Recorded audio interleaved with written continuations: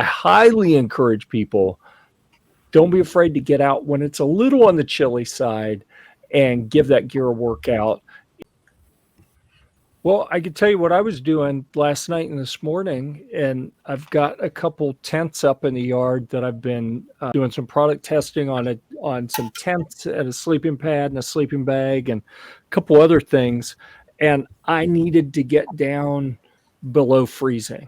And here in North Carolina, we hadn't really been below freezing until just the last couple days. So I was out there with a very minuscule amount of snow coming down, but snow and ice and whatnot, uh, because that's the kind of weather that you get sometimes out there once you get up at altitude. And if you're there when the right or wrong, whatever you call it, mix of weather comes through, you could have a 30-degree night with rain blowing sideways and wind and whatnot. So if you haven't tested your gear in that scenario, you don't know how it's going to do.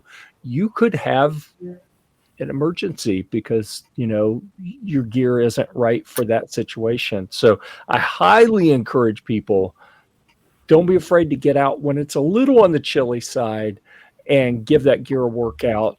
If it is cold and wet and rainy, that's not when you want to be doing 12 miles in the back country, learning if your rain gear works appropriately for you. Get out and do some hikes around the neighborhood.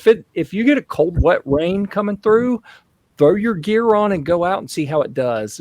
Because if you have an issue, you can go home and get warm.